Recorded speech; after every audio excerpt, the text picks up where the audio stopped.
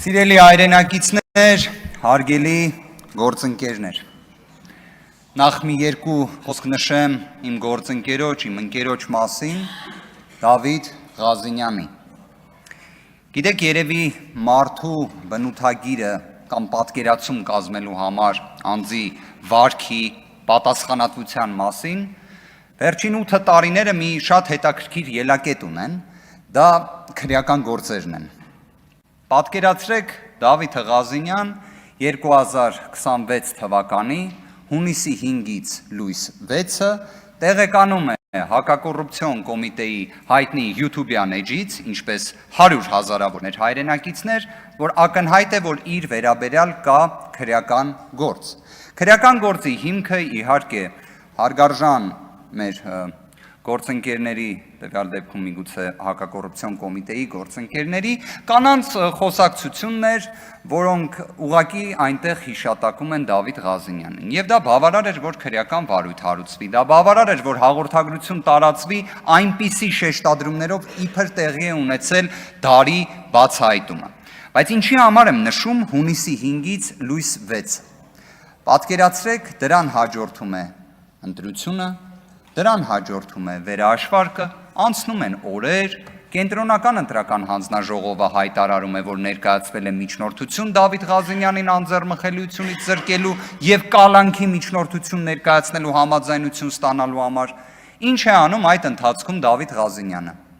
Բազմաթիվ հարցազրույցներ է տալիս, պատմում է նշված ձայնագրության մասին, Հայաստանի Հանրապետության սահմանից 1 սանտիմետր չի հեռվանում, որևէ մեկի հետ չի հաղորդակցվում, այդպես սպասում է մինչև հունիսի 18-ը, որ կալանավորվի։ Իդեպ բոլորը Հայաստանում, կրկին հիշենք պետաիրավական հարցերի մշտական հանձնաժողովի նախագահի թեկնածու Տիկին Ջուլակյանի խոսքը, որ Հայաստանում դատական ակտերի կանխատեսելիություն պետք է լինի։ Այդ կանխատեսելիությունը մաքսիմալ իրացվելով բոլորը գիտեին, որ Դավիթ Ղազինյանը կալանավորվելու է։ Եվ Դավիթ Ղազինյանը այդ ընթացքում սպասեց, ներկայացավ ԿՀ, այնուհետև քննչական, այնուհետև դատարան եւ կալանավորվեց։ Այսինքն ոչ մի նորություն չկա, ամեն ինչ հստակ, կանխատեսելի, բայց անձի վարքագիծը տեսեք, պատասխանատվության զգացումը տեսեք, իր ընտրողների, իր թիմակիցների եւ հանրության առջեւ։ Թեկուզ որ կալանավորվելու էր։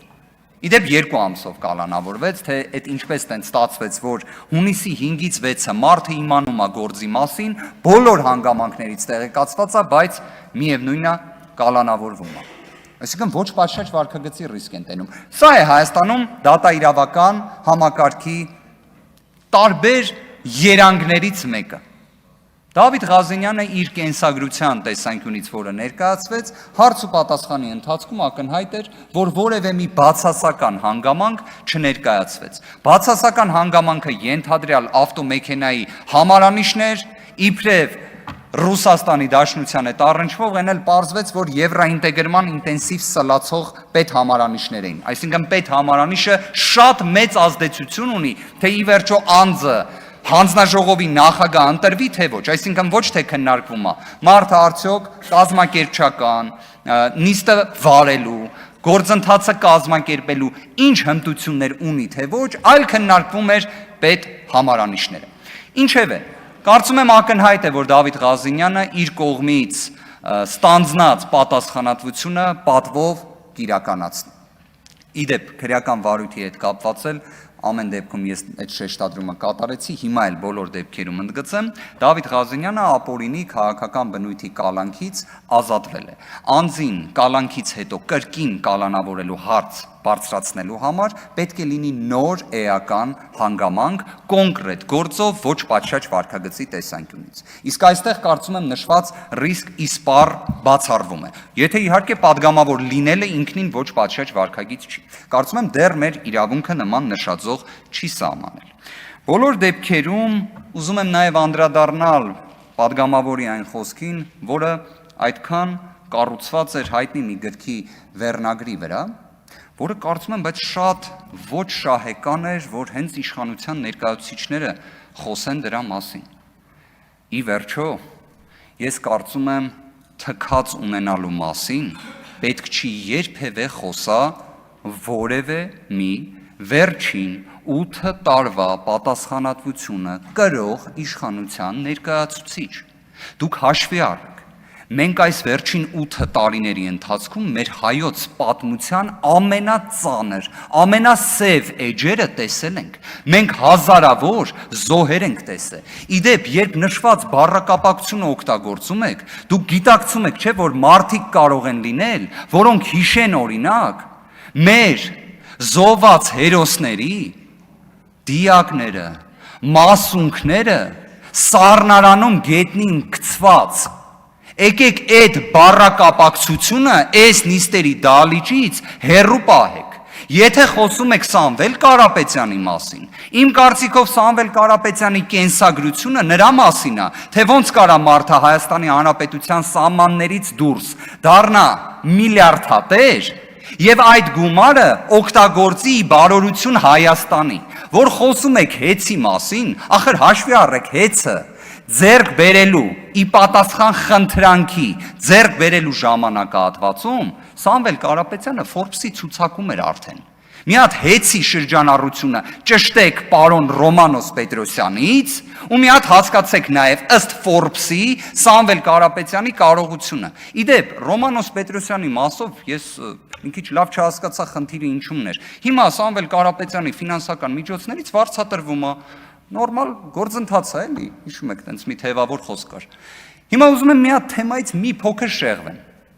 Մի հատ եկեք հիշենք այս ընտրությունների հետ կապված բանավեճը ԲՀԿ-ի հետ կապված։ Ես հիշում եմ շատ հետաքրքիր անալոգիա առաջարկվեց ֆուտբոլային խաղի պրոյեկցիայով։ Հիմա եկեք պատկերացնենք իրականությունը որն է։ Եկեք նույնիսկ անուններ էլ նշենք, հա։ Պատկերացրեք, խաղում են Ֆրանսիան ընդդեմ Արգենտինայի։ Մրցավարը դա ընտրական տեղամասի նախագահն է։ Արգենտինան խփում է իր ցանկալի բաղձալի գոլը։ Օֆսայդ չկա։ Բնավ չկա։ Ուղղակի գոլը խփելու պահին հակառակ կողմում դաշտի մի հատ երկրպագու է վազում մտնում դաշտ։ Հակառակ կողմը ասում է Ֆրանսիան։ Ասում է գիտեք այդ երկրպագուն խանգարել է դարպասապահին։ Ընտրական տեղամասի նախագահը, որը մրցավարն է, ասում է չէ, ոչ մի բան էլ չի խանգարել։